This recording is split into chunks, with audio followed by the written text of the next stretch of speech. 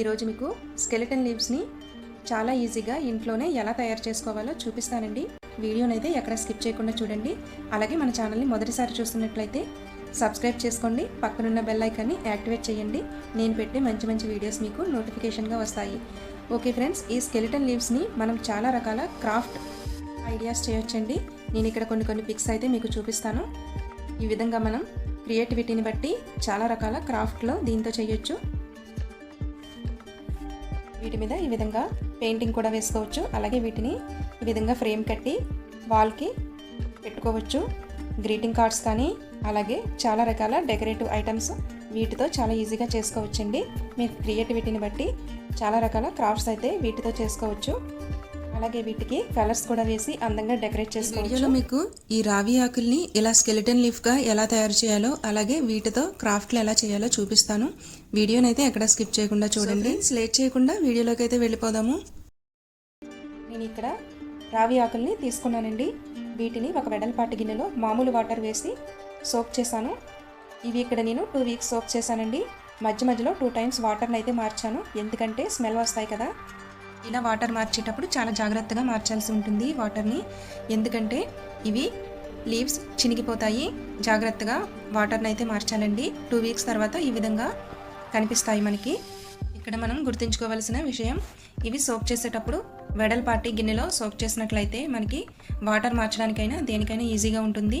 So వీటిని ఈ విధంగా బయటకు తీసి ఒకసారి వాష్ చేసి ఒక పాత బ్రష్ తీసుకుని ఒకే యాంగిల్లో ఈ విధంగా చాలా జాగ్రత్తగా బ్రష్ చేయాలండి. ఎందుకంటే ఇవి సోక్ అయి ఉంటాయి కదా, సో కొంచెం చిరిగిపోయే అవకాశాలు ఎక్కువగా ఉంటాయి. కానీ ఏమీ కాదండి, చాలా జాగ్రత్తగా వీటిని ఈ విధంగా బ్రష్ చేసినట్లయితే ఇందులో ఉండే గ్రీన్ కలర్ అంతా వస్తుంది. ఇప్పుడు వీటిని క్లీన్ వాటర్లో ముంచి తీసినట్లయితే లీఫ్ స్కెలిటన్ వస్తుందండి బయటికి. చూసారు కదా, చాలా నీట్గా వచ్చేస్తుంది స్కెలిటన్. ఎక్కడ మనకి డ్యామేజ్ కూడా అవ్వదండి. అక్కడక్కడ ఇంకా ఈ విధంగా ఉన్నా కూడా చాలా జాగ్రత్తగా బ్రష్తో ఇలా అన్నట్లయితే వచ్చేస్తుంది. సో ఫ్రెండ్స్, ఈ విధంగా అన్ని లీవ్స్ని క్లీన్ చేసుకోవాలి. ఈ రావి ఆకుల్ని స్కెలిటన్గా మార్చడానికి ఇంకొక మెథడ్ కూడా ఉందండి. మరుగుతున్న నీటిలో ఉప్పును వేసి ఈ రావి ఆకుల్ని ఉంచినట్లయితే తొందరగా స్కెలిటన్గా మారిపోతాయి, కానీ ఇంత పర్ఫెక్ట్గా అయితే రావు.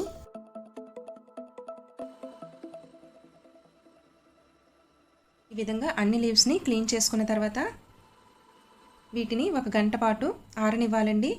ఎండలో పెట్టకూడదు, నీడని ఆరనివ్వాలి. ఇలా ఆరిన తర్వాత ఇవి పూర్తిగా ఆరిన తర్వాత వీటిని ఏదైనా టెక్స్ట్ బుక్లో పెట్టినట్లయితే చాలా నీట్గా వస్తాయండి. అంటే మనకి ఇస్త్రీ చేసినట్లు ఉంటాయి. చూసారు కదా ఫ్రెండ్స్, ఈ విధంగా లీఫ్ స్కెలిటన్ని తయారు చేసుకుని పక్కన పెట్టుకోవాలి. ఇప్పుడు వీటితో క్రాఫ్ట్ ఎలా చేయాలో చూసేద్దాము.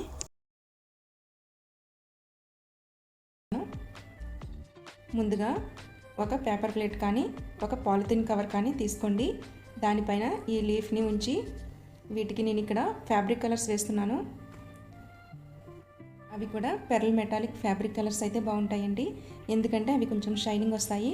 సో నేను ఇక్కడ అవి యూజ్ చేస్తున్నాను. ఇలాగా ఒక ఫ్లాట్ బ్రష్ని తీసుకుని ఒకే స్ట్రోక్లో, అంటే ఒకవైపే స్ట్రోక్ ఉండేటట్టు చూసుకుని కలర్స్ని ఎక్కడ గ్యాప్ లేకుండా నింపాలి.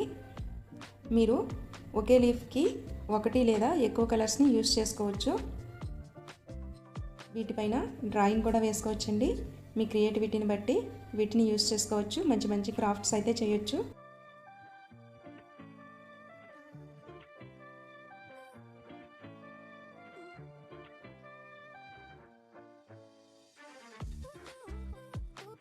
చూసారు కదా, ఒకవైపు ఫుల్గా కలర్ నింపిన తర్వాత రెండో వైపు ఫ్లిప్ చేసుకోవాలి.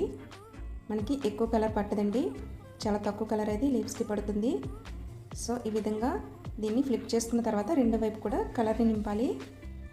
ఇలా కలర్ని నింపిన తర్వాత వీటిని ఒకసారి తీసి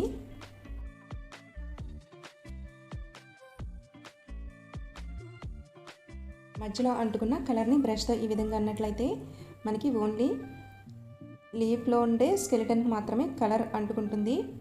సో నేను వీడియోలో చూపించే విధంగా ఈ విధంగా చేయండి, అప్పుడే మనకి లీఫ్ చాలా నీట్గా వస్తుంది. చూసారు కదా, ఎక్స్ట్రా కలర్ అంతా పోతుంది, మధ్యలో స్కెలిటన్ మాత్రమే కలర్ ఉంటుంది. ఈ విధంగా చేసినట్లయితే లీఫ్ కూడా చాలా ట్రాన్స్పరెంట్గా నీట్గా ఉంటుందండి.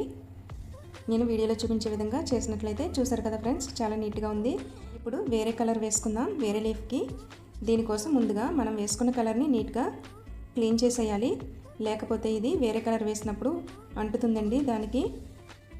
సో ఈ విధంగా క్లీన్ చేసిన తర్వాత బ్రష్ని కూడా క్లీన్ చేసుకోవాలి, ఎందుకంటే బ్రష్ కూడా కలర్ అంటుతుంది కదా. సో ఈ విధంగా వేరే కలర్ని మనం ముందు ఎలా అయితే వేసామో సేమ్ అదే విధంగా ఎక్కడ గ్యాప్ లేకుండా దీనికి కూడా ఈ విధంగా కలర్ వేయాలి.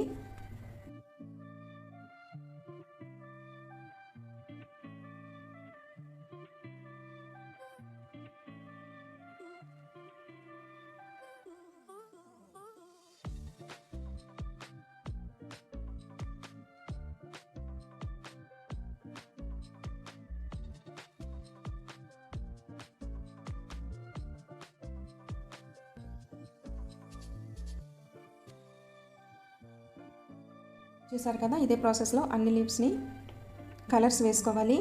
నేను ఇక్కడ చాలా కలర్స్ అయితే యూజ్ చేశానండి. నా దగ్గర ఉన్న కలర్స్ అన్నీ యూజ్ చేశాను. అన్నీ కూడా పెర్ల్ మెటాలిక్ కలర్స్ అండి, ఫ్యాబ్రిక్ కలర్స్ అన్నీ కూడా.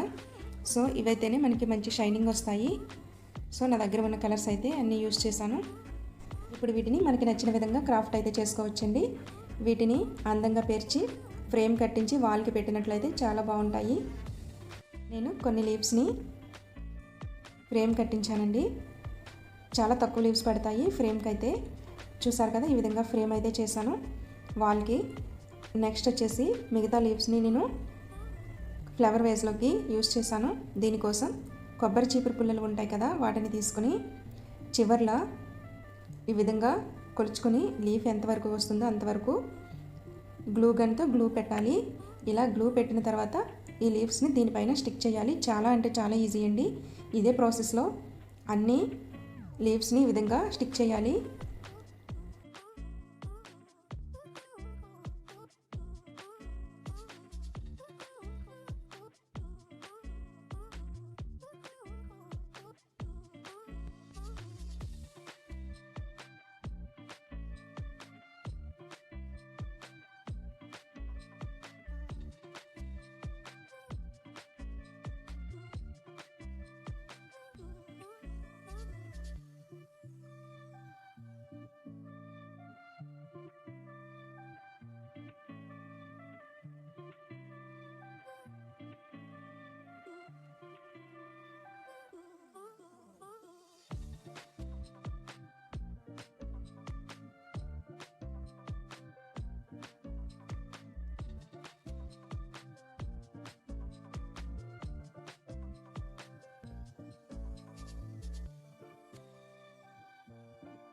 చూసారు కదా, అన్నింటినీ ఈ విధంగా బ్రూమ్ స్టిక్స్కి వీటిని స్టిక్ చేశాను.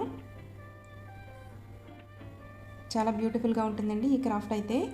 మీరు కూడా ట్రై చేసి చూడండి, చాలా బాగుంటుంది. ఓకే ఫ్రెండ్స్, నా వీడియో కనుక నచ్చినట్లయితే లైక్ చేయడం మాత్రం మర్చిపోకండి. మీ ఫ్రెండ్ అండ్ ఫ్యామిలీస్కి షేర్ చేయండి. మన ఛానల్ని తప్పకుండా సబ్స్క్రైబ్ చేయండి. అలాగే పక్కనున్న బెల్ ఐకాన్ని యాక్టివేట్ చేయండి. నేను పెట్టే మంచి మంచి వీడియోస్ మీకు నోటిఫికేషన్గా వస్తాయి. Thank you for watching friends. Thank you.